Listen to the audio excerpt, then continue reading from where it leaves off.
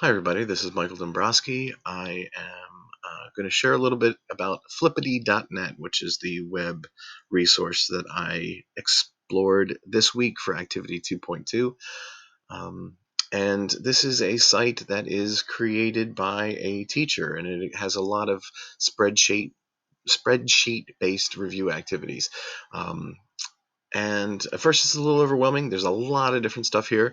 A lot of the stuff kind of falls into Bloom's kind of first three levels, things where we're remembering, understanding, and basic application of information. So you're going to have a lot of review activities here. You're going to have things that'll help students memorize, recall, review information from the class. You can create games and trivia games based on content in your classes. There's even things like add-ons like a name picker, randomizer wheels, but a lot to look at, a lot to explore here. Some of the ways that I found that I might use this for my class, and something that I first experimented with here was the word cloud. So by using this template here, it allows you to type in information. I used a summary of Hamlet, and it generated this word cloud here for me. I thought this was a good visual representation of the play, something that students could use in an English class or theater class to kind of preview the text, start making inferences about things that are going to happen, key details and themes to look out for, and just kind of generally make some inferences about what the play is going to be about and what their expectations might be for reading and what things they want to be looking out for. So that's kind of a cool thing that I played with to start with. You also have things like flashcards, so creating things that you can use for memorization and review. It's going to ask you to do a Google spreadsheet, and there's a lot of different activities and things to explore here. You can change colors of cards and text colors. I used some quotes from Hamlet here so that students could kind of review and identify key quotes from characters and where they take place in the play.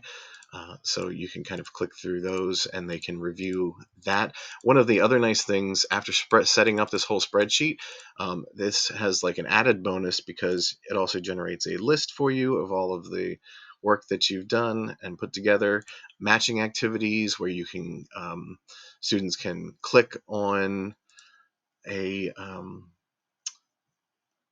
quote and a name or whatever your information is that you put in there, and match that to the appropriate thing that you've added, and that disappears. So you can kind of time yourself, and students can kind of work to see how much they remember and recall.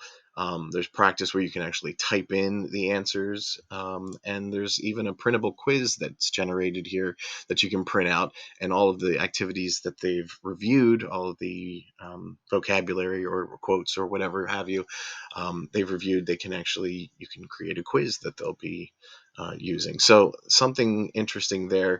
You can also get into higher levels like creating for students if they do things like creating these interactive timelines. Here is a template that kind of includes information about Mr. Rogers, but students can create timelines here where it gives you information about Mr. Rogers' life, but you could create this for anything in a class.